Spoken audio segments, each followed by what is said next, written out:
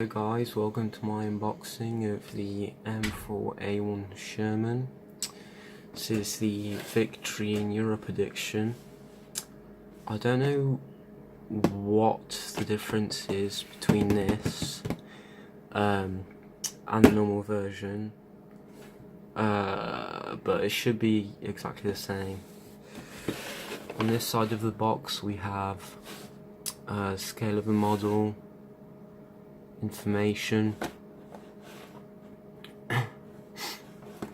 not sufficient enough to confront the 88mm guns of the Germans, such as the Tiger, of course. Here we have more scaling of a picture. Here we have safety information, other legal things. Age 14 plus. Here we have pictures of finished kit and more of the same information.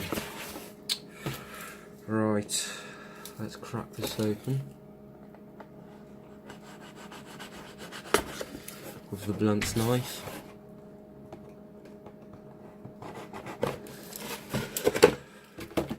Right, so here we have the actual kit.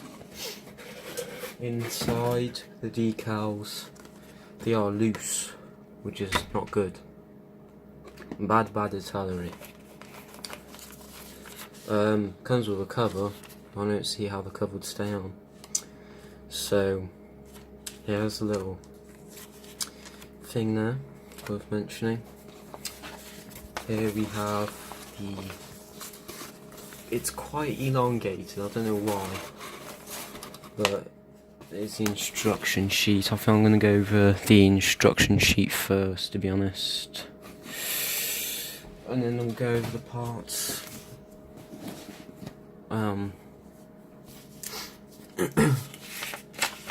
Right, we have the parts sheet. Here we have information how to assemble the road wheels. Then we have assembling the lower hull in the wheels. Very simple kit this. Upper hull assembly, back plate assembly, little detail for the upper hull. Then we have fitting the front of the hull and the upper and lower hull together, fitting the tracks on,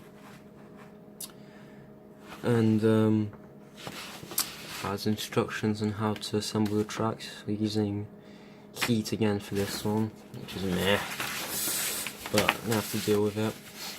And then here we have tooling for the top, a lot of tooling here. We can also have barrel support apparently. But yeah, not too detailed, but it's not bad. And we have more details for the back here as well. Here we have the actual gun, some interior details as you can see. What else have we got? Here we have the assembly of the hull, more back details, and the figures.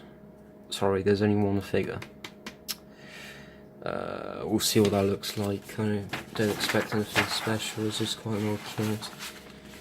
On the back we have all of the variants you can make. I'm going to go over the variants now. First one, the 5th Corps 741st Tank Battalion Company A, D-Day Normandy 1944. I think all of these are painted olive drab actually, which is a standard Sherman colours. But yeah, this one's just got the Al Capone on there. Pretty simple. Here we have the next one, which is the 10th Armoured Division, 11th of the Tank Battalion in Ardennes, 1945. Same thing basically. We have Bonnie there. Here we have Marine Corps. I think I'm going to do this one because it's a nice standard one, unless I do the Al Capone one because it's a bit different. But yeah, there's another variant here, I believe this is the last one, yeah. So there's 3 variants you can make. Last variant we have, no, 2 more variants, sorry. The first variant here, we have Polish Armoured Division in Holland. Very simple as well. This is flat olive drab as well. Simple, of course, because these aren't really seen with different colours and stuff like the German armour. And then we have South African Armoured Division in Italy, spring 1945. These are quite a large pick of types for the kit. I like all the variants we have here. I think I'm going to do the D-Day one now. We'll go over the parts now, that's what I'm going to do.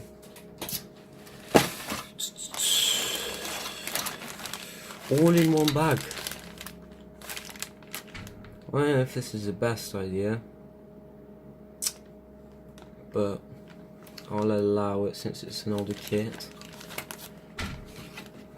Put this box away.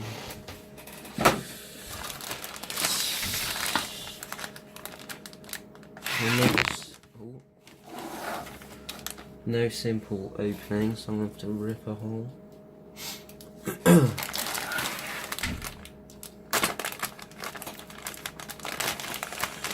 Right.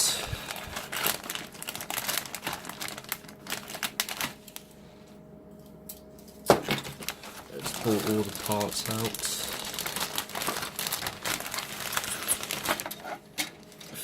3 sprues all together, as I can see. I'll go over all of them now. First sprue. We have upper hole. No surfacing whatsoever, which is what I expected, so I'm going to have to surface it myself.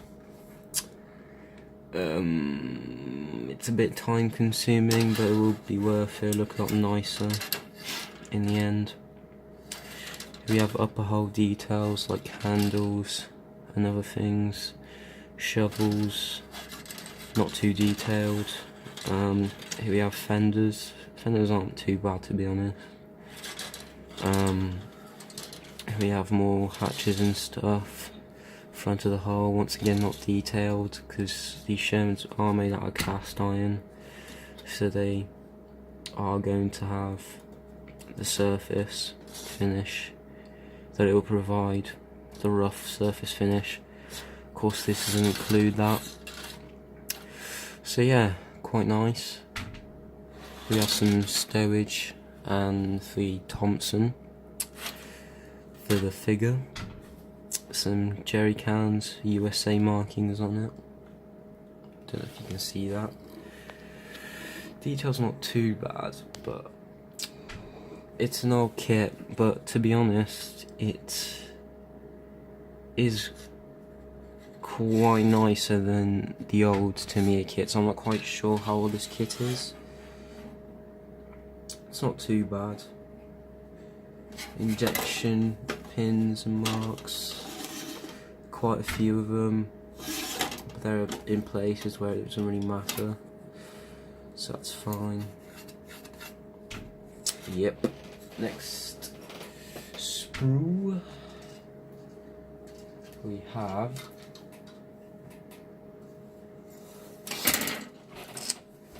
the turret and the gun parts. This is everything for the top of the turret, and we have the figure as well. Upper turret detailing is not too bad actually. Surprised. Of course the surface detail. Oh, actually I could see some surface detail in the light here. Don't know if you can see it. I could see some surface detail, but it's not sufficient. Found which would have been on the actual tank. We can see a little dip there in the plastic, which is not very good. I guess, and there's injection marks on the back here. Look. You can see a little dip here in the plastic, which is not good. Can't complain though. By the way, I got this kit for £20, which you can't complain because the old Tamiya kit's like £15, but this one is not that bad of a detail kit. And it's not bad because on some websites these will go for like £22 and you have to pay for delivery as well, so I think I struck a bargain, to be honest. Figure, let's go over the figure. Not bad. The figure is not bad. A lot better than the old Tamiya figures. Not bad at all, to be honest. I'm quite surprised. I think I may actually do a figure. That looks very nice for an old kit. But we do have huge seams on the sides. That's the problem. 50 cal here. Detail's not bad at all, to be honest. Next sprue we have the lower hull. Detail's very nice, once again, for an old kit. Of course, it's not very good for what we have now. Plastic isn't the highest quality. You could see some differentiation in the plastic surface, which isn't very good, but here we have the parts for the road wheels. Here are the actual road wheels. They do look quite nice, to be honest. Here we have the shroud for them. Up here we have drive wheel and idler parts. I want to see how the sprocket mount. That doesn't look too bad. These are the sprocket mounts. For how old this kit actually is, I honestly think this is quite good. Only thing I'd really put them off on is the packaging, because some of the parts are damaged. As you can see here, the parts come off and a bit of plastic is chipped away here, which is not too good, but it should be a quick fix. Last in the box we have the tracks. First impression of these are really heavy. You can't bend them as easy as like Tamiya ones. I don't know if this is a good thing or a bad thing. Just see how it fits. Oh, it fits quite nicely actually. I don't know if this is going to be a good or bad thing on the finished product, but we'll have to see, to be honest.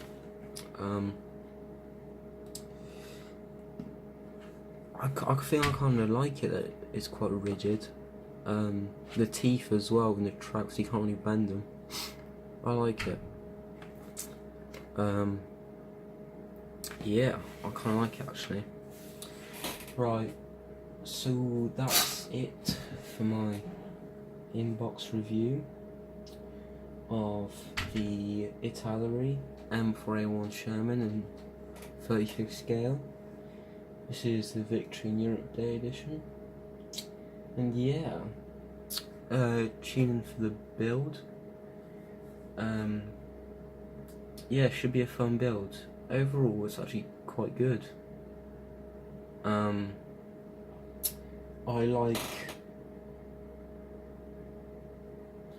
how the kit is very simple, and I think it will come together quite nicely. yeah, I don't know, we'll just have to wait and see, to be honest. Only the build process will show its flaws, so that's what we're going to have to go over. Right, so I'll see you guys in the next video, and don't forget to tune into the build of this kit.